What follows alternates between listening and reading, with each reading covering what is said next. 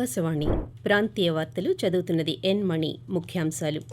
ఢిల్లీలోని కర్తవ్య పథ్ వద్ద నిర్వహించిన మేరీ మాఠీ మేరా దేశ్ ప్రచార అమృత్ కలష్ యాత్ర ముగింపు కార్యక్రమంలో ప్రధానమంత్రి నరేంద్ర మోదీ పాల్గొన్నారు.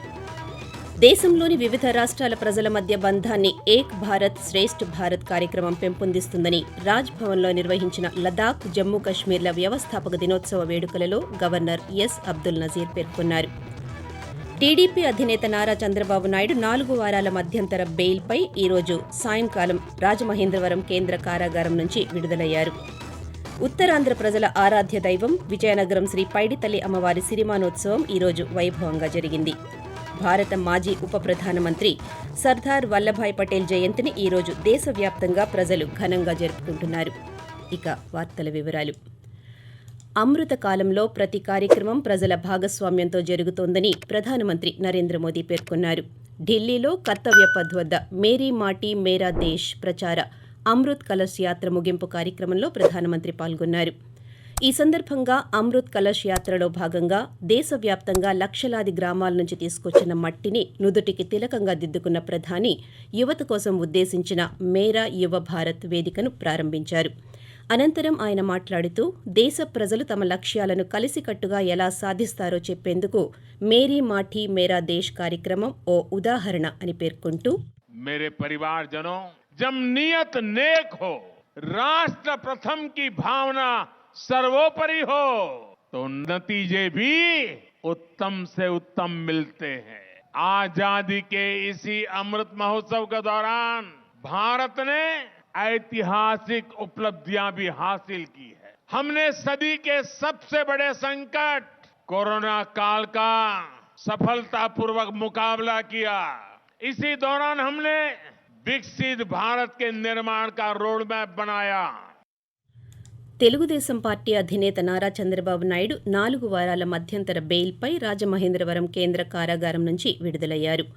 అనారోగ్య కారణాల రీత్యా చికిత్స నిమిత్తం మధ్యంతర బెయిల్ మంజూరు చేయాలని చంద్రబాబు పిటిషన్ దాఖలు చేయగా, దీనిపై ఈరోజు షరతులతో కూడిన బెయిల్ మంజూరు చేస్తూ హైకోర్టు తీర్పు వెలువరించింది. కాగా ₹1,00,000 పూచీకత్తు, 2 ష్యూరిటీలు సమర్పించాలని, ఆసుపత్రికి ఇంటికే చంద్రబాబు పరిమితం కావాలని, ఎటువంటి సమావేశాలు నిర్వహించకూడదని, రాజకీయ ఉపన్యాసాలు ఇవ్వకూడదని న్యాయస్థానం ఆదేశించింది. నవంబర్ 28 సాయంత్రం 5 గంటలలోపు జైల్లో తిరిగి సరెండర్ కావాలని న్యాయస్థానం ఆదేశించింది. ఉక్కు మనిషి సర్దార్ వల్లభాయ్ పటేల్ను స్ఫూర్తిగా తీసుకుని లక్ష్యాలను సాధించాలని దేశ ప్రజలకు ప్రధానమంత్రి నరేంద్ర మోదీ పిలుపునిచ్చారు. ఈ రోజు సర్దార్ వల్లభాయ్ పటేల్ 148వ జయంతిని పురస్కరించుకుని గుజరాత్లోని అహ్మదాబాద్ ఐక్యతా విగ్రహం వద్ద జరిగిన జాతీయ ఐక్యతా దినోత్సవాల వేడుకల్లో ప్రధానమంత్రి పాల్గొన్నారు. ఈ సందర్భంగా వల్లభాయ్ పటేల్ చిత్రపటానికి పూలమాల వేసి నివాళి అర్పించారు. అనంతరం ఆయన మాట్లాడుతూ, రానున్న కొద్ది సంవత్సరాల్లో భారత్ ప్రపంచంలోనే 3వ అతిపెద్ద ఆర్థిక వ్యవస్థగా అవతరించబోతోందని పేర్కొంటూ, पुष्टिकरण की सोच इतनी खतरनाक है, ऐसी सोच से किसी समाज का भला नहीं हो सकता. इससे कभी देश का भी भला नहीं हो सकता. एकता को खतरे में डालने वाली ऐसी सोच से हर पल, हर समय देश के हर कोने में हर देशवासी को सावधान रहना ही है. ఈ సందర్భంగా ఏక్తా నగర్లో ₹160 కోట్ల బహుళ అభివృద్ధి ప్రాజెక్టులకు ప్రధాని శంకుస్థాపన చేశారు. ఉత్తరాంధ్ర ప్రజల ఆరాధ్య దైవం విజయనగరం శ్రీ పైడితల్లి అమ్మవారి సిరిమానోత్సవం ఈరోజు వైభవంగా జరుగుతోంది. ఈ ఉత్సవాన్ని తొలగించేందుకు తెలుగు రాష్ట్రాలతో పాటు ఒడిశా, ఛత్తీస్గఢ్ రాష్ట్రాల నుంచి లక్షలాది మంది భక్తులు తరలివచ్చారు.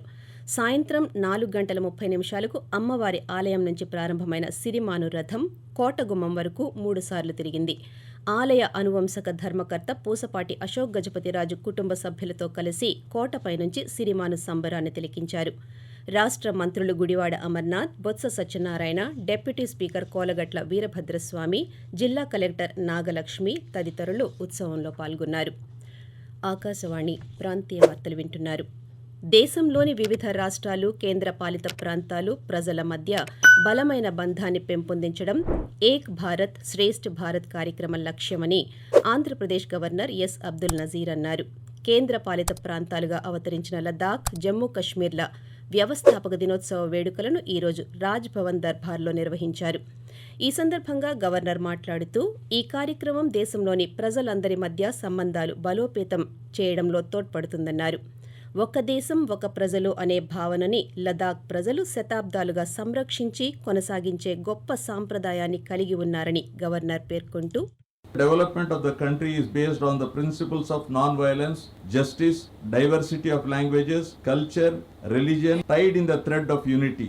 Great leaders have strongly advocated the idea of unity, brotherhood, tolerance, and non-violence. We strongly believe in the spirit of fraternity, universal brotherhood, and the concept of one nation, one people. రాజ్యాంగంలో పొందుపరిచిన సమాన హక్కులు దేశ ఐక్యతకు పునాదని ఆంధ్రప్రదేశ్ శాసనమండలి సభ్యులు K S Lakshmanarao అన్నారు. Central bureau of communication Guntur field office ఆధ్వర్యంలో ఒక కళాశాలలో సర్దార్ వల్లభాయ్ పటేల్ జయంతి సందర్భంగా 2 రోజుల పాటు జరిగిన కార్యక్రమాలు ఈరోజు జాతీయ ఐక్యతా దినోత్సవంతో ముగిశాయి. ఈ సందర్భంగా ఆయన మాట్లాడుతూ 140 కోట్ల జనాభాతో భిన్నత్వంలో ఏకత్వానికి భారత్ ప్రతీకగా నిలుస్తుందన్నారు. దేశ ఐక్యతకు భంగం కలిగించే ఏ ప్రయత్నమైనా రాజ్యాంగం ఇచ్చిన సమాన హక్కులు, శక్తితో ఎదుర్కోవాలని పిలుపునిచ్చారు. దేశ ఐక్యత, పరిరక్షణ, ఆర్థిక పురోభివృద్ధి దేశ యువత మీద ఉందని CBC Guntur field officer Ramesh Chandra అన్నారు. భారత మాజీ ఉప ప్రధానమంత్రి సర్దార్ వల్లభాయ్ పటేల్ జయంతిని పురస్కరించుకుని విశాఖపట్నం ఉక్కు స్టేడియంలో రన్ ఫర్ యూనిటీ వాకథాన్ ఈరోజు నిర్వహించారు. విజిలెన్స్ అవేర్నెస్ వీక్లో భాగంగా say no to corruption and commit to nation అనే నినాదంతో రాష్ట్రీయ ఇస్పాత్ నిగమ్ లిమిటెడ్, విజిలెన్స్ విభాగం, క్రీడా విభాగం కలిసి ఈ వాకథాన్ నిర్వహించారు. ఈ కార్యక్రమంలో steel plant CMD Atul Bhatt, ఉక్కు మంత్రిత్వ శాఖ సంయుక్త కార్యదర్శి సంజయ్ రాయ్ తదితరులు పాల్గొన్నారు. వాకథాన్లో పాఠశాల విద్యార్థులు, ఉద్యోగులు, గృహిణులు, యువకులు పాల్గొన్నారు. ఆంధ్రప్రదేశ్లో భారీగా పెరిగిన ఇసుక ధరల వల్ల నిర్మాణ రంగం కుదేలైందని భారతీయ జనతా పార్టీ రాష్ట్ర అధ్యక్షురాలు దగ్గుబాటి పురంధేశ్వరి ఆరోపించారు. ఈరోజు విజయవాడలో ఆమె పాత్రికేయులతో మాట్లాడుతూ రాష్ట్రంలో నిబంధనలకు విరుద్ధంగా ఇసుక మైనింగ్ జరుగుతోందని ఆరోపించారు.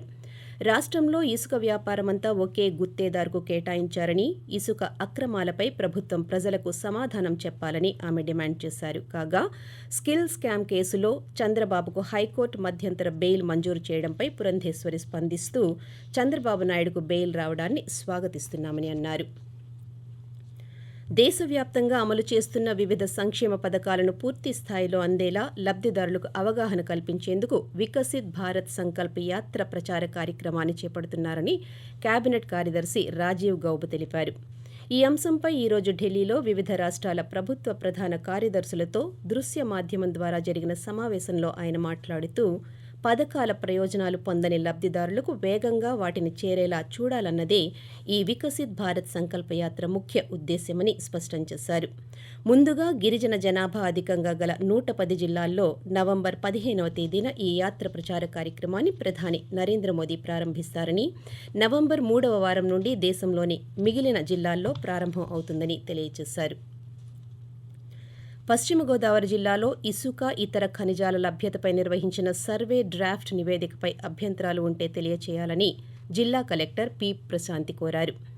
ఆంధ్రప్రదేశ్ స్పేస్ అప్లికేషన్ సెంటర్ ద్వారా జిల్లాలో ఇసుక, ఇతర ఖనిజాల లభ్యతపై డ్రాఫ్ట్ సర్వే నివేదికపై సాధారణ ప్రజల నుండి సలహాలను apwgo@nic.in అనే వెబ్సైట్ ద్వారా ఈ రోజు నుంచి 21 రోజుల పాటు స్వీకరిస్తామని కలెక్టర్ తెలియజేశారు. నివేదికపై అభ్యంతరాలు ఉంటే suggestions.dsr@gmail.com ఈమెయిల్కు పంపాలని ఆమె సూచించారు. వార్తలు ముగించే ముందు ముఖ్యాంశాలు మరోసారి. ఢిల్లీలోని కర్తవ్య పథ్ వద్ద నిర్వహించిన మేరీ మాఠీ మేరా దేశ్ ప్రచార అమృత్ కలష్ యాత్ర ముగింపు కార్యక్రమంలో ప్రధానమంత్రి నరేంద్ర మోదీ పాల్గొన్నారు.